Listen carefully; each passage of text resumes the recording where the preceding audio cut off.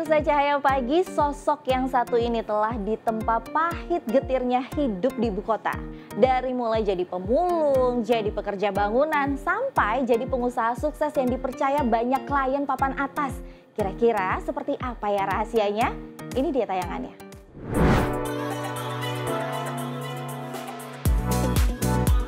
Sosok bernama Hardianto ini namanya menanjak dan dikenal di kalangan artis dan influencer sebagai salah satu penyedia jasa modifikasi interior mobil.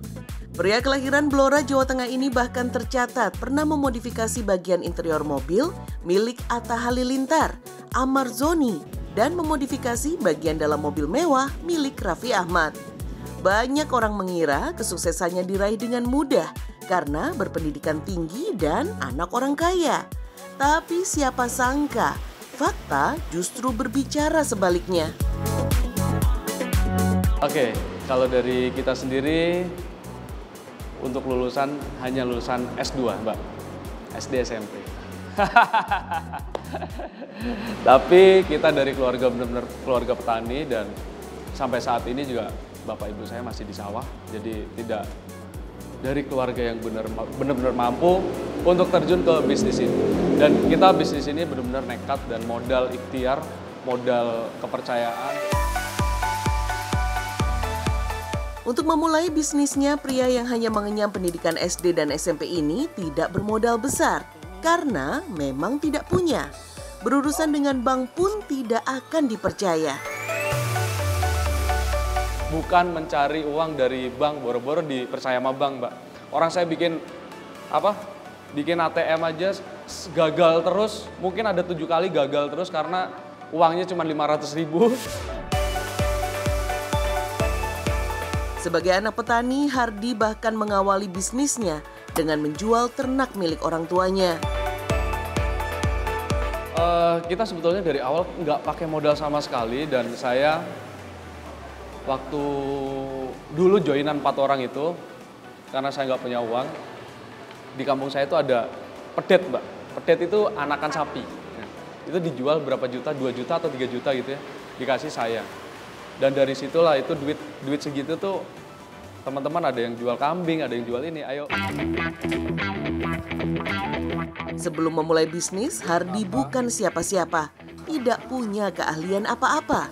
Dikenal bandel di kampungnya dan selalu dipandang sebelah mata. Itulah sebabnya Hardi nekat ke Jakarta untuk mengubah jalan hidupnya demi memuliakan orang tua. Menumpang truk ke Jakarta tanpa tahu tujuan, Hardi harus rela menjadi tunawisma di ibu kota. Wah, kita dulu kerja serabutan, Mbak. Jadi kita pernah jadi kuli proyek, kita pernah jadi pemulung jalanan. Keahliannya mulai terasah setelah diajak bekerja di bidang jok mobil.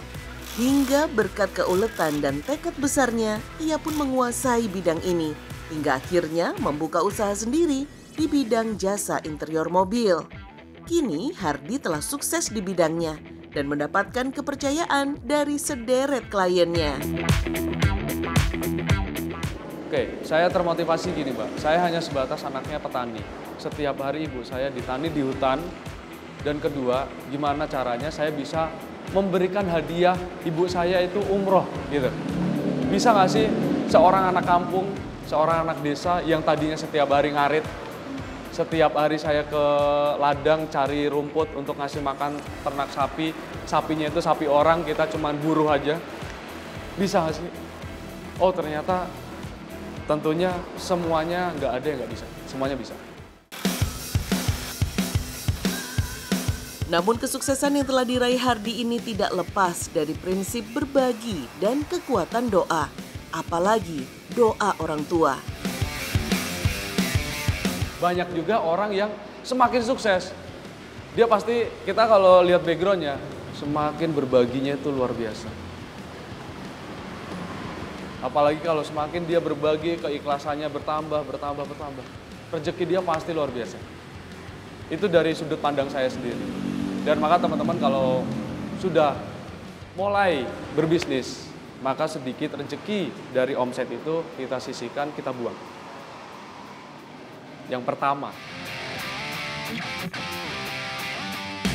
Dan kedua, kita selalu minta doa restu sama orang tua. Karena orang tua itu menurut saya Tuhan yang benar-benar kelihatan. Oke. Tuhan yang betul-betul kelihatan dan doa beliaulah yang benar-benar tulus. Gak mungkin seorang orang tua mendoakan anaknya menjadi seorang bajingan. Pasti mendoakan yang baik-baik. Maka kita harus baiklah kepada orang tua.